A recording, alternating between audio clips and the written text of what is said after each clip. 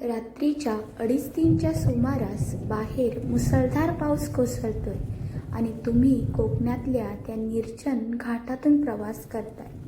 अचानक गाडीचा tyre puncture होतो. हेडलाईट्स लुकलुकायला लागतात आणि तुम्हाला जाणवतं की या अंधारात तुम्ही एकटे नाही आहात. विज्ञानाच्या जगात वावरणाऱ्या एका तरुणाला जेव्हा अशा एका शक्तीचा अनुभव आला ज्याने मृत्यूलाही जवळून पाहिलं, तेव्हा काय घडलं असेल? आजची ही कालगोष्टी साधीसुधी कथा नाही, तर एका अशा वस्तूचं गुपित आहे जी आजही तिथे जिवंत आहे. श्वास रोखून धरा, कारण आजचा प्रवास खूप भयानक असणार आहे. 1995 सालातील ती एक पावसाळी रात्र होती. महेश हा इंजिनियर असणारा तरुण आपल्या जुन्या फियाट कारने रत्नागिरीहून कोल्हापूरच्या दिशेने घाटातून जात होता.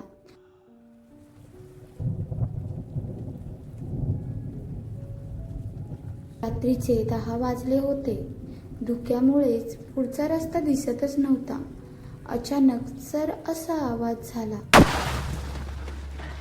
आणि गाडीचा टायर पंक्चर झाला. महेश गाडीतून उतरला. आजूबाजूला घनदाट झाडी होती. त्याने स्टेपनी काढली आणि तो टायर बदलू लागला. तेवढ्यात त्याला जाणवलं की कोणीतरी त्याच्याकडे एकटक बघत आहे. त्याने टॉर्च फिरवला. रस्त्याच्या पलीकडे एका जुन्या अर्धवट पडलेल्या वाड्याच्या खिडकीतून एक मध्यमवर्गीय माणूस उभा होता. त्याने पांढरा मल्लेला सदरा घातला होता आणि त्याचे डोळे टॉर्चच्या प्रकाशात विचित्रच चमकत होते. तो माणूस शांतपणे चालत महेश जवळ आला. त्याचे पाय जमिनीला टेकलेले की नाही हे अंधारात समजतच नव्हतं. तो बसक्या आवाजात म्हणाला, "अरे पोरा, या वळणावर रात्र काढणं धोक्याचं आहे. इथे अनेक जीव गेलेत. गाडी इथेच सोड आणि माझ्या घरी चल." महेशला त्या माणसाचा चेहरा खूप पांढरा वाटला आणि भयानक सुद्धा. पण मदतीच्या आशेने तो त्याच्या मागे चालू लागला. वाड्यात शिरताच महेशला कुजलेल्या मांसाचा उग्र वास आला. त्याने विचारलं, "काका, हा वास कसला?" तो माणूस फक्त हसला आणि म्हणाला, "जुनं घर आहे रे पोरा, उंदीर बिंदीर मेले असतील." त्यांनी महेशला एका लाकडी टेबलापाशी बसवलं आणि पितलेच्या पेल्यातून पाणी दिलं. महेश इतका थकला होता की त्याने एका दमात ते पाणी प्यायलं आणि पाणी पिताना त्याला ते खूप थंड आणि जड वाटलं. पाणी प्यायल्यावर महेशची शुद्ध हरपायला लागली. डोळे मिटण्यापूर्वी त्याने विचारलं, "काका, तुमचं नाव काय?" तो माणूस हळूच महेशच्या जवळ आला आणि त्याच्या कानाजवळ येऊन पुटपुटला, "मला लोक आत्माराम म्हणतात."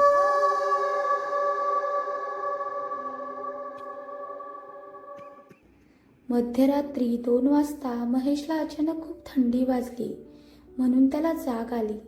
त्याने डोळे उघडले आणि तो जागीच गाठला. तो ज्या सोफ्यावर होता तिथे फक्त लाकडाचे सडलेले तुकडे होते. वर पाहिलं तर छप्पर नव्हतं. फक्त पावसाचं पाणी अंगावर पडत होतं. ज्या भिंती मगाशी साबूत दिसत होत्या त्या आता पडलेल्या होत्या आणि त्यावर जुन्या रक्ताचे डाग होते.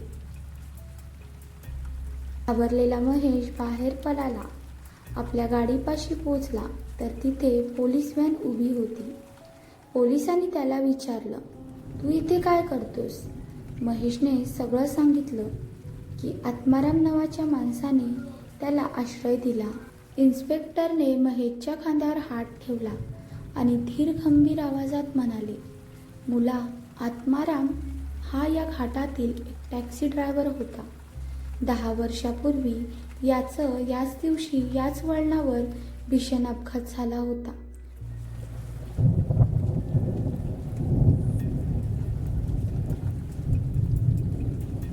त्याचे हातपाय तुटले होते आणि तो मदतीसाठी ओरडत होता. पण पावसामुळे त्याला कोणीच वाचवू शकलं नाही. तेव्हापासून तो असाच पावसाळ्याच्या रात्री प्रवाशांना आपल्या घरात नेतो. पण ज्यांनी त्याच्या हातचं पाणी प्यायलंय तो कधीच शुद्धीवर येत नाही. तू नशीबवान आहेस की तुझा जीव वाचला."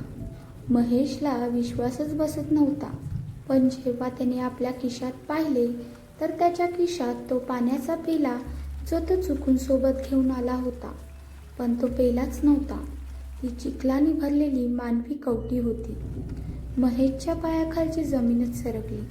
त्याने मागे वळून त्या वाड्याकडे पाहिलं तर त्या पडक्या खिडकीतून आत्माराम अजूनही उभा होता आणि तो महेशकडे बघून हात हलवत होता, जणू तो त्याला पुन्हा एकदा बोलवत होता. तर मित्रांनो, विज्ञानाकडे याचं उत्तर नसेल, पण आजही कशेडी घाटातील ही माती अशा अनेक रहस्यांची साक्षीदार आहे. तुमच्याकडेही अशीच एखादी सत्य आणि भीतीदायक गोष्ट असेल तर तुम्ही आम्हाला खाली दिलेल्या ऑफिशियल ID वर मेल करू शकता. तुमची स्टोरी कालगोष्टी चॅनल लोकांपर्यंत पोहोचवण्याचा नक्की प्रयत्न करेल. व्हिडिओ आवडली असेल तर व्हिडिओला प्लीज लाईक करा, शेअर करा आणि कालगोष्टी चॅनलला सबस्क्राईब नक्की करा. धन्यवाद.